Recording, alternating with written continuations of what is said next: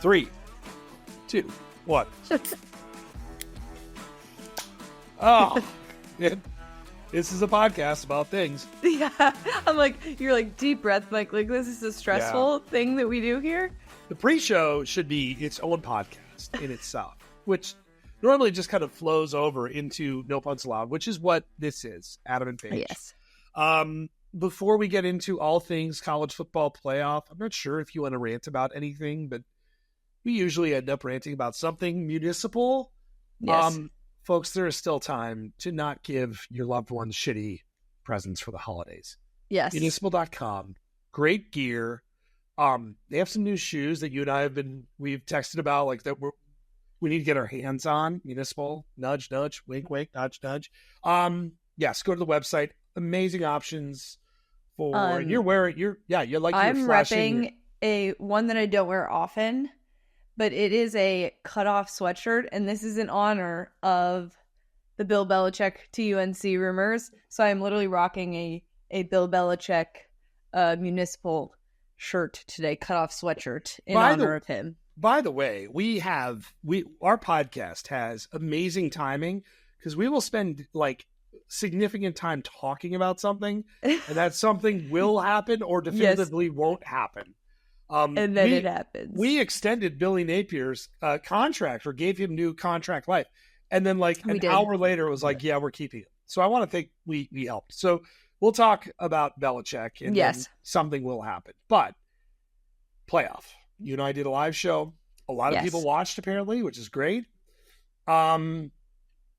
I always like talking about it days later because we have our matchups, and we'll talk about those. But where do you want to start with this? Do you want to talk SMU, Bama? That seems to be the biggest takeaway. Yeah, I think we can talk about sort of what we expected the committee to do and what they did. I feel like this was a very safe, easy choice with what they went with. I feel like they followed the rules and regulations. I don't know that there was anyone that really could have a serious argument. I think a lot of this is like, okay, this is what they decided. Now the dominoes are going to fall. The one thing that I will say was really funny that we got off our show, and I was looking at some of the tweets that were going out and by like athletic directors or commissioners of conferences. And a lot of the conversation was around like not scheduling hard non-conference games. And it was funny because the teams that these things were around, so like Alabama, SEC schools, it's like, okay, your losses and the reason that you didn't get into the playoff is not because of your non-conference schedule. It's because you lost in your conference. So that was really funny to me that everyone was kind of roasting the fact that like everyone's like, well, you shouldn't schedule hard ones because you'll never get in. And it's like, no, that's actually not what the committee showed you. What the committee showed you was don't lose your conference games that you're supposed to win. Period. I am... Greg Sankey really pisses me off. And it's not just Greg Sankey, but even Nick Saban kind of alluded to this, and we love Nick Saban. By the way, let me turn on my light. Oh, it's not plugged in. Hold on. You got this. I believe in you. I should have noticed. I'm sorry. Well, it's not like this light does a whole lot anyways. It really does, though. All right, hold on. There we go. There we go. See, now we can see you. Look how beautiful. Nick Saban did talk about it, but he also said, win your games you're supposed to win. Like, win and you're in. That's that. You can't be complaining unless you've won, which is exactly the point. Like, you can't be complaining about this selection when, like, your team didn't win the games they were supposed to. The points in the 12-team playoff feel so much less important when you've lost to Oklahoma horribly. Thank you. And if you've lost 3 games, like, you could be like, well, this is kind of bullshit. And we're like, yeah, it kind of, but like, you lost to Vandy. No offense. Vandy was pretty good this year. Or even South Carolina, who we both liked. And I think you and I endorsed more than most. And yeah, there was some not good on that resume as well. I mean, right. Ole Miss, same thing. Don't lose to Kentucky and Florida. Don't lose Kentucky and Florida. It's really just not that hard. Don't lose to Don't lose shitty teams. Football games. Like, and there is valid arguments that were being made. So, like, not every conference championship is created equal. So fair, okay, to say that, like, strength of record and, like, ASU getting a bye is like the dumbest thing of all time. So like, yes, we do need to change the playoff because of that. Yes. And the automatic bid situation is fine, but I think we need to be looking at the bye structure of it. And then also, weirdly enough, and something that really rubbed me the wrong way was when so basically Oregon like has a pretty tough like path. Like the teams that they would have to play to win are a lot harder than some of the other like teams, and they're the top seed. Like they're the top number 1 overall, and it's kind of looking like they got screwed a little in this. And I thought it was so interesting that the committee doesn't actually look at the slating of like what the games would be or the path at all when they make this decision. He's like, we don't even look at the bracket. All we look at is ranking them and how we're ranking them. And then it just slots in. I understood that in the sense of like not wanting to, like if there's repeat conference games, they're not going to change it. But Oregon was given the number 1 overall like ranking. And then this is their path to get to a national championship is playing the winner of Tennessee, Ohio State. Yeah. And then potentially the winner of probably Texas, Arizona State. So you have to play Texas and Ohio State to get, you know what I mean? So yeah, that's interesting too. So the playoff size is good. The format is terrible, and we should give buys to the most deserving team, and that could include Notre Dame. And Notre Dame should join a conference. This is bullshit, and it's kind of funny that they get punished for it. However, it's really stupid when you're giving buys away for no goddamn good reason at all. You can make conference championships games matter and still give buys to the most deserving teams and still games on campuses. Like, you're close. Yeah. Now, the thing about the Oregon stuff, I agree. That is bad for them, great for us because it's very compelling. But you're going to have this stuff in a 12-team format. You're going to have a team like Ole Miss. Ole Miss may be a bad example, but Ole Miss, if you were to put Ole Miss in this playoff and say they made the 12 seed, or Alabama or whomever, you're like, shit, this team could beat anybody in this bracket. Mm-hmm. You're going to have weird shit like that where you're going to be like not rewarded other than a bye, which, by the way, is rewarding. At some point, you're going to have to play everybody. That being said, this is fixable. And we did this format when we had 5 conferences, right? Like we things have changed. Then we're like, well, no, it was 6 auto bids. Now it's 5 when we eliminated the Pac-12. So they're going to take a scalpel to this thing, and then they're going to take a scalpel to this thing again. Yeah. Maybe we run this back one more year as is, but in 2026, because this is basically a 2-year thing, it's going to look drastically different. Yeah, and there's already rumors that by next year there's going to be 14. By the way, there's already a report that that's something that they're looking into already. So we're going to get more, which is great. I also just cannot, for the life of me, understand people screaming from the mountaintops like we could have used 12. the BCS. Like, fine. And I forget who I saw on Twitter. Like, okay, well then let's just have the Bills and the Lions play and forget the playoffs. Like, yeah. Like, what?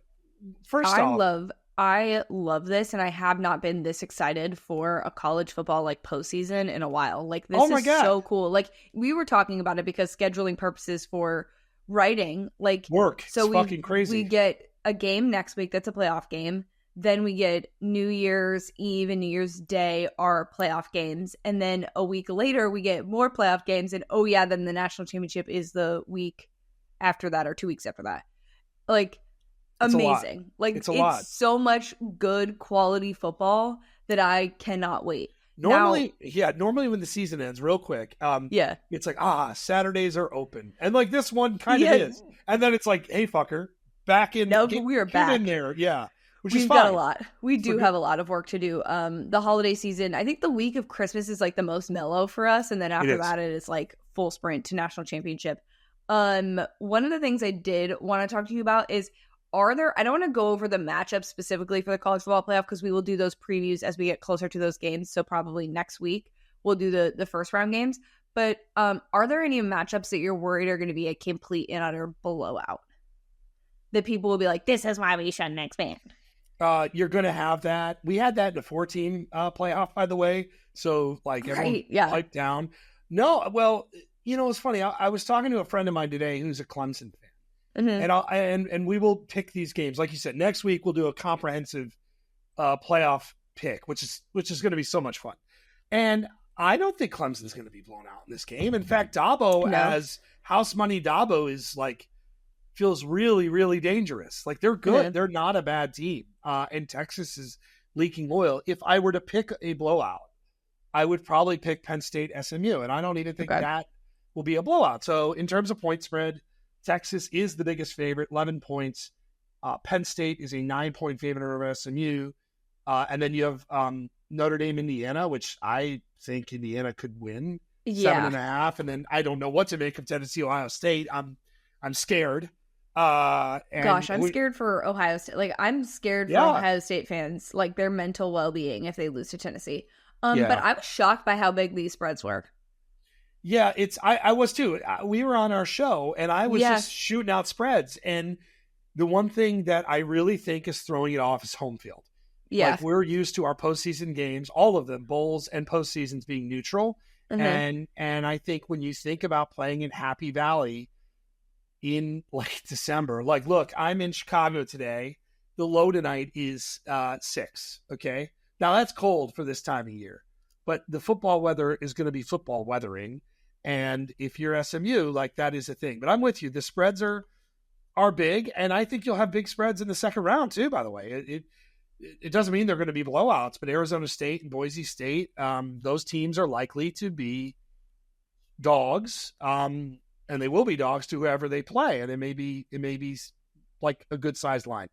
Doesn't mean anything to me. I don't know if people are going to use this as a crutch. Like, you said that the regular season wasn't going to matter, and you couldn't have been more wrong. And you can look at data ratings to say this matters. I can look at eye and feel and think, and I can look at how many people watch our fucking shows and know that more people cared and more fan bases cared for the first time ever. If you're going to get blowouts, like, look at the NFL playoffs every year. Yeah. Like, you have the same problem, and then the games get good. You get better matchups. I mean, I think it was great. I think the playoff did a lot of things really well. I think it did a couple of things really poorly, and I think they're fixable. And that's what I hope they'll do. Also, I think we were talking about Oregon's path earlier. There's a possibility, and you mentioned home field advantage. That's why I looked this up.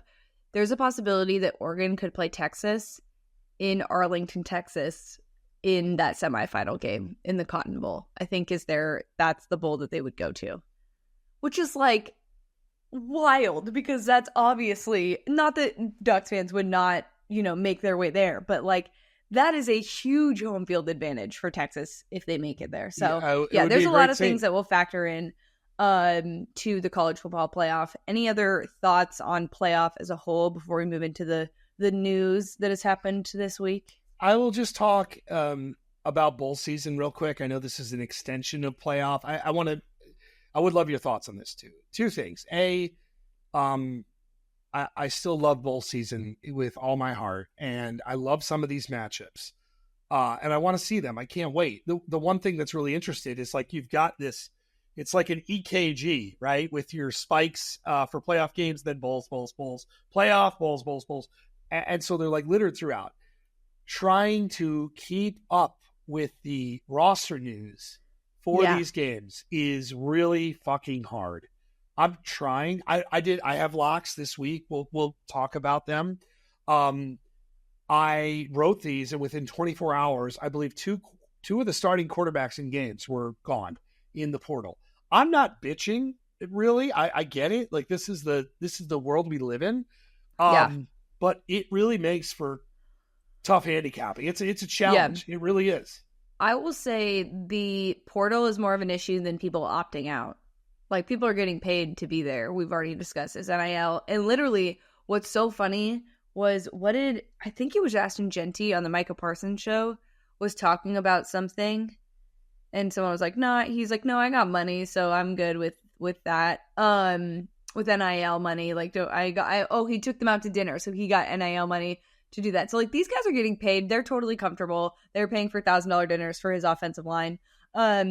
But the bowl situation in terms of, like, portal, because the portal opens technically, so like you could say you're going to the transfer portal at any point in time, but your name can officially be entered and teams can contact you starting the day after the playoff stuff is announced. So Monday was the first day that everybody could contact them. The last few days have been crazy with people entering the portal and names going everywhere. I feel like with the new expanded playoff, they might need to change that and change the window. I don't know when the right way is to do it after this, but like I feel like also if you're a playoff team, can you imagine trying to do like roster management right now while you're focusing on like the college football playoff? Like that's just wild to me. Same with like the early signing day. We've talked about that before. Like there's just stuff that needs to be adjusted. They're not coaches. They're CEOs. I mean, yeah, truly. It's just there's so much stuff going on. Which actually is a very good transition into the college football news. It's been legitimately more people have reached out to me about this potentially happening than probably any other thing in college football. I agree. Which is Bill Belichick possibly becoming the coach of UNC. So we've heard these rumors already. There's been reports that they are working on a deal. The probably most solid report that we have is that they are working on a deal, but they're very far apart on what will actually make this happen. But what are your thoughts in general on just like what this would mean if this did happen? And also, do you think it's a realistic thing, or do you think this is just a ploy to try and get an NFL job? I talked to you earlier in the week. I said my Thursday is crazy. The news is going to break on Thursday. Yeah. And I'm going to have to figure out when to fucking write about this. So whenever you're listening to this, just know, Bill Belichick, you're fucking with my life here. And I am not surprised. As a Jets fan, this is on brand for you. You've been fucking with me for 20 years. So you and I, well, no, it's funny though. You and I talked briefly about this, and it's like, what do you think? And I have a couple of thoughts. I have no idea if this will work, and that's why I love it, because we've connected dots before. I thought you look at the hirings at a place like Wisconsin with Luke Fickell and even Scott Frost at Nebraska. Those hires look like these were going to work. Like it was like these are great fits, and they haven't. And you look at something like Dillingham at Arizona State, we're like, oh, all right, the guy was good with Bo Nix, but he's 15 years old and he's kind of a psycho, and they're in the playoff. So you never really know. You have a guy who's in his 70s. It sounds like the deal is coordinated around getting his kids involved and raising NIL. And I saw, as we were coming on, our former colleague, oh, wow. By the way, would you like some breaking news? Sure. Adam Schefter. This is literally 2 seconds ago. Oh, wow. Bill Belichick is finalizing a deal, become the new head coach at North Carolina. Sources tell me Pete Thamel and what's his name? Chris Lowe. Lowe, yeah. So it is happening. He is going to be the coach. I fucking love when a plan comes together like this. Do you take back what you said to him about? No, I got a dinner tonight, and then I got to go home, and I got to fucking write. And now you got to write. Fuck. See, it's even worse. Like, this is even worse. So what will my story be? My story will be that this is great for college football. We had a personality.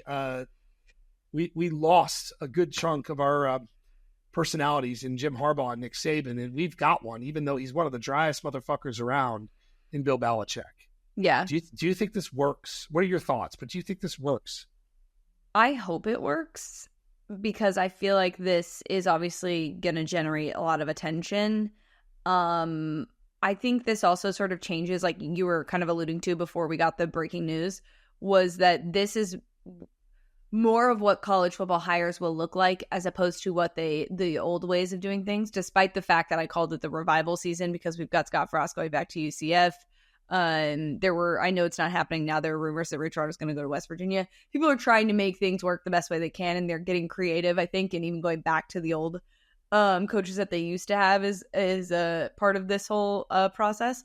But it starts the like conversation around the landscape of college football, professionalism versus amateurism, and because Bill Belichick he's not going to like coddle these kids. And I think I think it was his former players. It was Tom Brady, Gronk, and Edelman that were saying like, he's not going to be great as a college football coach in their opinion because of the way that he addresses this. But I think because college football is moving towards a professional setting, these guys are getting paid. it is going to change things, and this will probably work. Does it happen overnight? I don't know. But I mean, it's positive for the sport. I think, we've had so much focus on Coach Prime and how he's done things. I think there will be a lot of speculation around how Bill Belichick runs a program, because he's certainly someone who's like a mad scientist and like likes to have control over things. And it's kind of hard to do that with all aspects of college football. That's why a lot of people said he wouldn't take this job, is because, I mean, his best friend, Nick Saban, was like, peace out. This is way too much. The landscape of college football certainly did lean into, or was part of the reason why he chose to leave. So it is interesting to see that he's taking this job. So I hope it is a serious thing where he sticks with it and is a coach and there for a while, as opposed to like a ploy to just get to the next level and coach in the NFL. I'll be a little critical of him. Again, the GOAT in the NFL. But his talent evaluation was not great. His talent development was. Yeah. And he had the best quarterback ever. But when you look at how he drafted, and this is why I think NFL teams, like, I don't know the conversations, but when you look at his, like, roster management, like, they got Randy Moss and they did some great things with Corey Dillon. Like, he was an elite dumpster diver when it came to finding guys that maybe had personality issues or off the field issues, or teams thought they were done, and he maximized it. And then without Tom Brady, like, you could question how he drafted, which is interesting to me in recruiting. Like, this shit is exhausting. I mean, you hear how miserable, and he and Saban are like about the same age. Cut from the same cloth. It's cut from the same cloth, very similar. So, but and if you're a North Carolina fan, like, what the fuck? Why not? Yeah, like, you might as well. I'm over the spectrum on this take, because this is either going to be a smashing success or an abject failure. Yeah. Like, but immediately, dads or parents around the country are going to have Bill Belichick come into their homes and be eating out of his hand. Like, he can do what Nick Saban did, which is just sit down on the couch with a couple of Super Bowl rings and say, let's talk about your son. Talent, and I get you to the NFL. I mean, that's incredibly powerful. That's like the number one reason why people go. That's why, like, when we talked about, NIL and will it balance out like the talent, and I think it certainly has, and we've seen with the SEC specifically how much the gap has changed from just one team to, there's not the Alabama and the Georgia and everybody else. There's still teams that are building out rosters that are really athletic and really good, and I'm curious to see how this affects recruiting, in the sense that, like, UNC is not a place that's like known for its illustrious football recruiting. And one, I will say though, Chapel Hill, one of my favorite college towns that I have ever been to. It is beautiful. It is amazing. So this could be very easy for him to convince people to go there and to play there, because it is for all of these guys. It is about getting to the next level, player development and all those things. And if you do have guys, that's the part that I think he's going to need to do.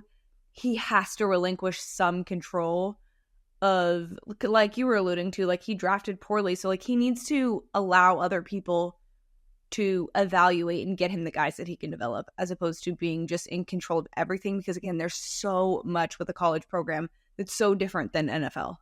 I'm already tired of the recruiting jokes and then people showing his girlfriend. Yeah. Right. Like, somebody just tweeted at me that now, like, as we're doing this pod. How old is she, by the way? 24, 26. Your thoughts? I mean, none. I have none either. I'm like, at this point, I'm like, nah, it doesn't surprise me whatsoever. But I mean, interesting though that wasn't it Lane Kiffin that was like, that's how I tell if, like, the guys I'm hiring are good recruiters. Like, I look at their wives and girlfriends. Yeah, and speaking of people with younger girlfriends. yeah. He just, that dude knows. He's got a PhD in that discussion. I can't wait to watch. Actually, if my life were in a complete and total mess, I am excited to write about it, because I think I really think it's an exciting era for college football. Selfishly, then broadening it out, and then we'll move on. Like, this sport is blowing up in popularity, And here's a coach who has made a fortune and is making a fortune in the media willingly, maybe because he doesn't know how terrible this is, deciding that he wants in. Why? So, yeah, that's why. Like, has no one, I mean, he had to talk to Nick about this. Like, what's the point? Like, you have a cushy job in the media. Why would you, why? You should hire Saban to coach like his DBs. Like part-time. Oh, you know Saban, by the way. There's a relationship there. Your point there is a really good one. There will be information. We'll get reporting on this. You know that conversation has probably happened multiple times. And I would be shocked if Nick was just begging him to get into this pool. But hey, let's be honest about the state of the ACC right now, right? You got a coach in Mario Cristobal who finds new and exciting ways to fuck things up. You got Florida State, which is a disaster. Yeah. You have Clemson, which has probably a ploy to get out of the ACC to move into the SEC. Yeah, you have Clemson who's fine, but you have a conference that is ripe to be won, yeah, and to be dominated. The other thing that I saw Mike Golick Sr. talking about, I saw a clip on TikTok, was that Bill Belichick is 15 wins away from the most ever of a head coach in NFL history. And so he was thinking that this is more of a North Carolina. Yeah, I'm like, is this a step stool to get there, or is he actually taking it serious? Is kind of what I'm really curious about. Because wouldn't you think the ultimate goal would be going back to the NFL? I don't know. Maybe there's some emotional ties. I know that his dad was an assistant at UNC. I don't know. We'll see. There's going to be stuff that comes out. And the good thing about this is we know that Bill Belichick is going to tell us information about this because he has kind of an obligation with his media role right now to like give us the information on why he's doing this. And he's alluded to it. He's like, it's a big if, but somebody just tweeted at me, and I will give credit. Zach Peterson at Midwest Drummer, September 20th, 2025, Bill Belichick versus Scott Frost. Like that is incredible. That is amazing. I do want to talk about Scott Frost too, real quick. Unless you have more Belichick thoughts. No, I have no more Belichick thoughts. By the way, I do just want to shout out the municipal thing one more time that I wore this, and he decided to coach. We got breaking news, by the way. That is huge. Oh, and Juan Soto just passed his physical. Just talking to my dad. Congratulations to you. My dad. This will be our random shit because I have thoughts on this. So let's not take up time. However, Scott Frost is back at UCF. Neighbor Jason and I, this was a wild occurrence. Being the former Nebraska coach, I picked Nebraska in way too many games under Scott Frost's tutelage. And oh, by the way, to bringing this full circle with my day job of Golden Tea in the background, anytime something happens with Scott Frost, the number of people who assume that Scott Frost sucked at his job because he was fucking around playing Golden Tea inside the Nebraska facility there's like dozens of everybody every day. Like, I hope they have a Golden Tea machine. Well, UCF, Scott, just call me. I'll hook you up. This is a weird one. I kind of love it. I kind of love everything about it. At UCF, Scott Frost was a prodigy. He was amazing. This was why the Nebraska fit made so much sense. And then he lost like every single game by 1 to 7 points. And I think it's a great move for him. I think it's a great move for UCF. The amazing thing about this, though, Paige, there was no, he didn't sark this thing where he went to work under Saban and then he worked his way up, or no, like he just disappeared, and then there he is, and he's waiting it out. But this shit is hard. This profession is hard. Yeah, we quit on guys very easily, and we're guilty of that too because we have to. We judge in these small doses. I hope this works, and just because he sucked at Nebraska doesn't mean he's going to suck here. In fact, something magical happened here not terribly long ago. They didn't win a national championship. That was bullshit. But they won a lot of games. Even though it says that they did technically in their stadium, but they did not. That's such shit. God, that's such...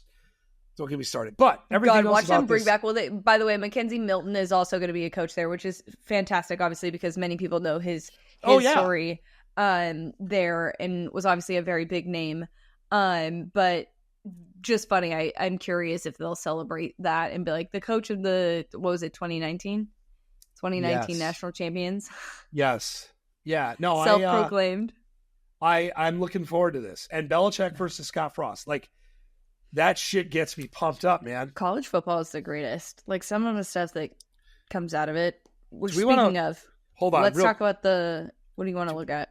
I want to look at UNC's 2025 schedule. Let's do this game. TCU, at Charlotte, Richmond, at UCF, at Cal, at NC State, Clemson, Duke, Stanford, Virginia, at Syracuse, and at Wake. They're definitely losing one of those. It's not brutal, but it's not great. Yeah. That's like there's some, I don't know, TCU at home, that's a big one. I don't know. I don't know how I feel about that. There's a lot to unpack there. Well, there's also a lot to wait on. Like, we have portal, National Signing Day. True. Like, the official National Signing Day, portal in the spring. There will be a lot, I think, that will be impacted by him going there in that roster, and then other schools as well. I have other breaking news, if you would like it. Garrett Nussmeier is returning to school in 2025 instead of going to the draft. So he's returning to school. Is he going to enter the portal, or is he staying at LSU? I think he is returning to LSU. Okay. Which, you know me, I love that guy. Which I guess makes sense now because the quarterback they were going to have is... Exactly. Got some budget left over, I'm sure. Got some budget. Yeah, you got a couple million that you can spare. Look, and we are a breaking news medium. This is not a podcast. We're just reporting this shit. This is great. This is amazing. Let's talk about the flag planting news that happened today. We obviously talked about rivalry week last week and the chaos that ensued after. But I guess there is now a bill attempting to be passed about that if you plant a flag in the center of Ohio State Stadium, you can be charged with a felony. Like, just take the L and move on. This is so lame. This is so try-hardy. I hate it. This is why I love college football. That it's just the best at dumb stuff like this. No, I like, keep your politics away from our goddamn sport and stop giving up fucking points and yards at home, and then nobody will plant the flag. Yeah, no, exactly. Field. Win your games and don't worry about it. Sucks to suck, as I like to say in my household with my kids. My wife does not like it when I say sucks to suck.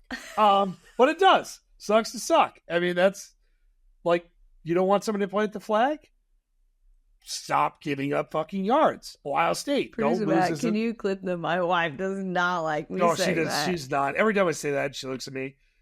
Sucks like, is really? An interesting word in our house, the kids. Like, it's like, it's open seasoning now as a parent. You just like start, the first time somebody said like, the Jets suck. And like Cameron said it, he's 5. I like looked at him and I'm like, they do suck. And my wife's like, no, we don't say that. Can't say that. Okay. And then she like walked out. I'm like, Cameron, the Jets suck. We're about to have like a random rant in the middle of this. So Kylie Kelsey started a podcast and she was talking about how she swears in front of her kids, but her kids know that those are adult words and they don't use them. And she's like, there's certain things that like are just not okay in our household, and like stupid and shut up is like a really big one. Now, when I was growing up, shut up in my household was worse than saying anything else. If you told someone in our house to shut up, you were in so much trouble. Yeah. Like, that was way worse. And so when Kylie Kelsey was talking about that, that's like how they know that that's like way worse than like all the other things, because they don't say the other things because they know they're adult words.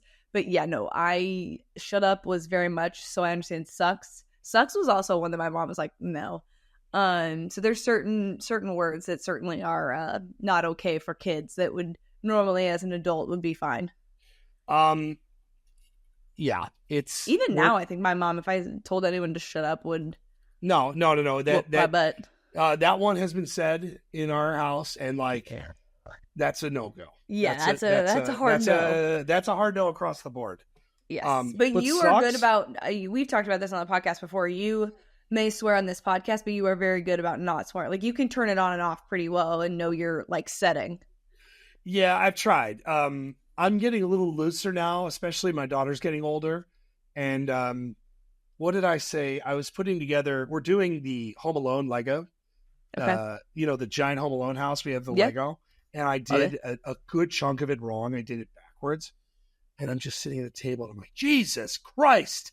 And like they all turn at me, and everybody turns at me silently, like a mouth agape, and I'm like, it's Lego. I'm allowed to say it. Like that was my reaction, and then everyone just kind of kept doing what they're doing. Like, okay. My two oldest, like they kind of know, like, that's a dad thing.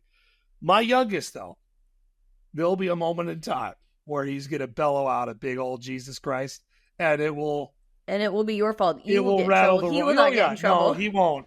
And like part of it, I'll be like, what he said, Jets suck. I'm like, yes, they do. You're like, they do suck. You just got to be selective where they use this. In our house, safe space. We're not teaching profanity, but we're not teaching profanity, but it happens in front of them, so it's fine.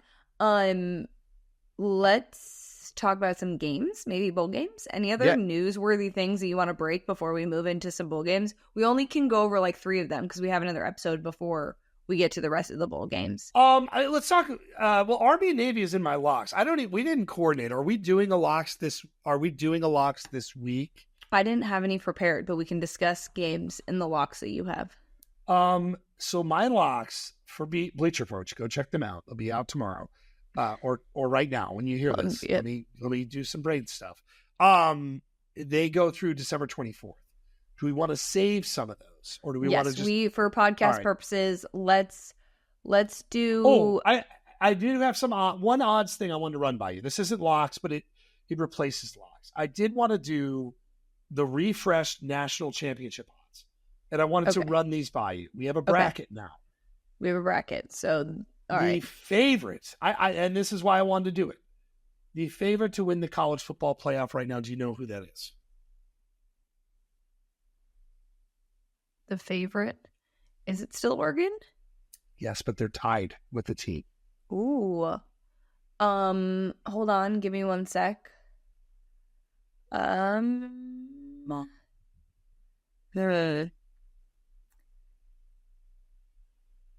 they tied with Georgia? Georgia is number 3. Georgia. All right. Is it Notre Dame? Notre Dame is number 6 at 8-1. Georgia's plus 450. Who are you people picking? Is Ohio State still? Ohio State is number 4 at plus 475. Texas is plus 360 along with Oregon. Now, I'm assuming. Did people watch? Is this like them maybe having some insight that Sark's actually going to play a good quarterback? Like, what? I think a lot of it has to be with the draw, I assume. I mean, yes, their path is much easier. And like I said, they would get a home game essentially against Oregon if they had to play Oregon. You know, it's really interesting, the odds. So Texas and Oregon plus 360, Georgia plus 450, Ohio State plus 475. Penn State plus 600. I kind of like that. I don't know why. Notre Dame plus 800. I don't think that's bad either. Yeah. Tennessee, and this is where it's really interesting. It takes a huge jump. 2,500 or 25-1. Indiana 40-1. SMU 45-1. Clemson 55-1. Arizona State 60-1. And Boise State 65-1. So I just found that fascinating. Wait, so Boise State has the worst odds out of everybody? Yeah, they do, and they have a bye. And that shouldn't shock anybody. But I mean, come on. Yeah, the 2 teams with a bye are 2 of the teams with the bye are at the bottom, which, you know, it is what it is. That is the format. Way to go, playoffs. So I found that interesting. Well, we could talk games, and let's talk a little Army Navy, because this is a bucket list game for me. I will go to this game one day. I need to go to this game one day. Question for you. Yes. Are you a little upset that this game is not a standalone and we have some bowl games on that day? I'm fucking furious. I knew this would be something you'd be upset about. I don't like that. Well, you caught my initial reaction where I learned about this. Yes. I don't know if that was on the pod or you got. I think was it or was it on the phone? I forget, but I think it was on the phone. We were talking about.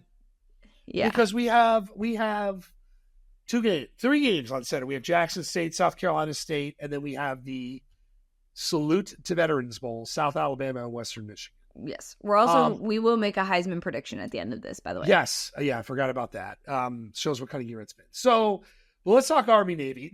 Those two bowl games, I don't have a ton of huge thoughts on either of those games. But I have a strong thought on Army Navy. First off, I think this is the best version of these two teams we've had in a really long time. Yes.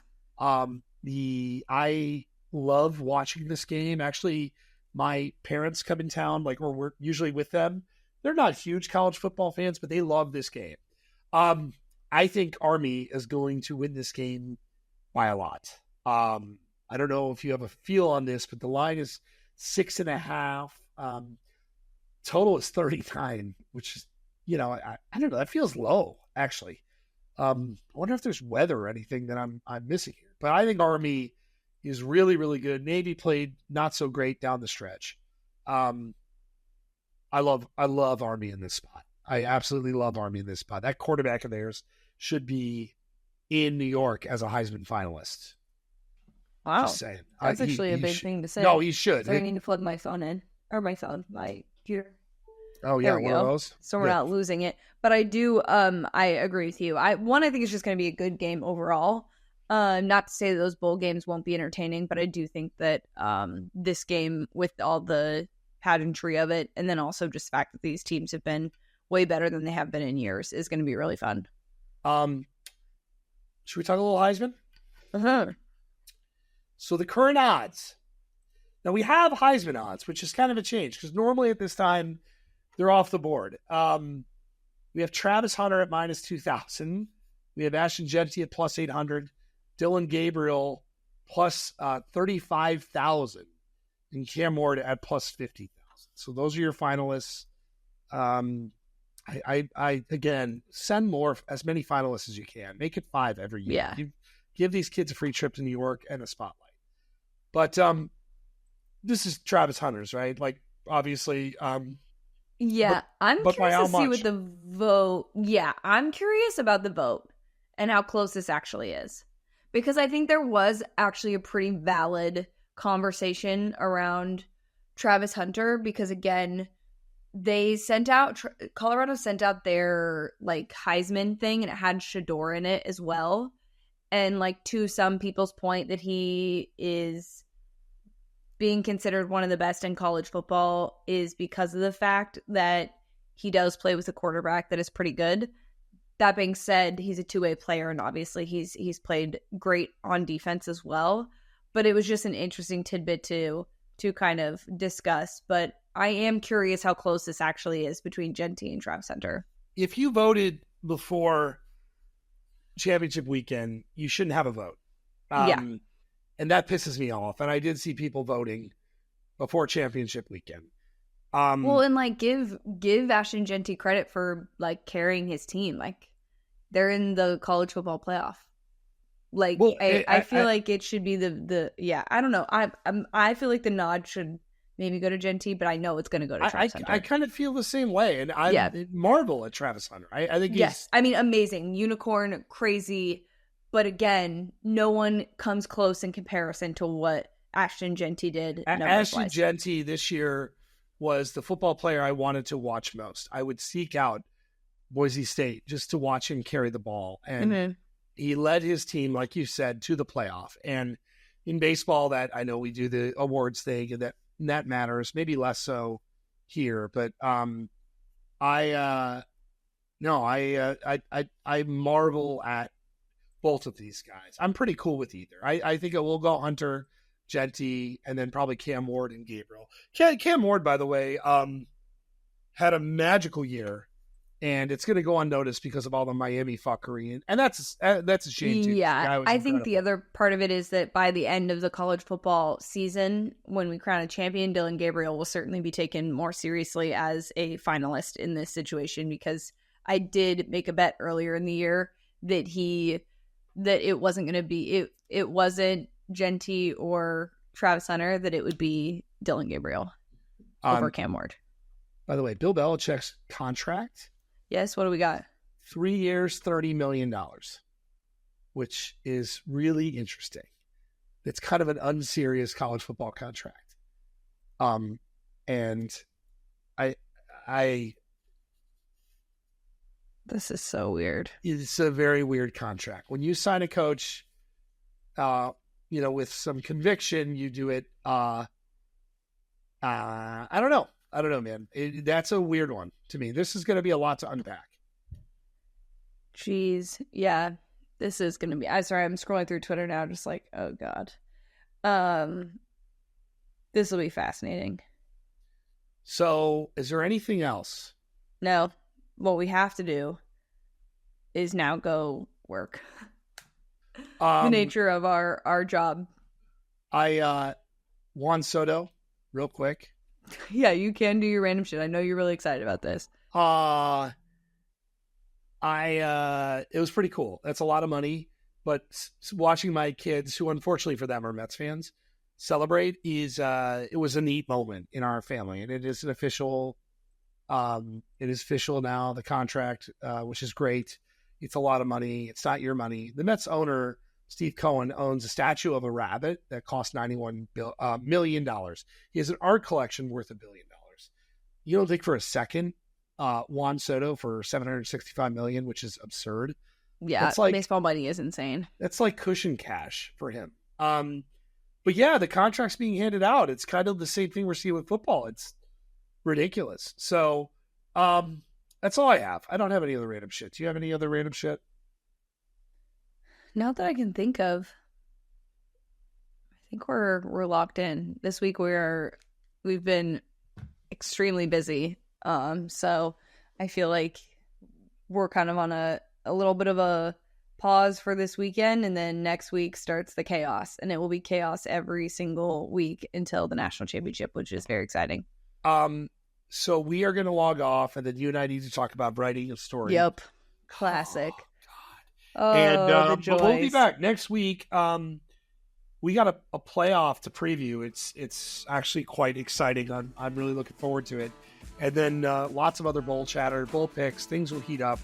And who knows? We'll probably know more about this Belichick fellow too. So for Paige, I am Adam. We will talk to you guys next week.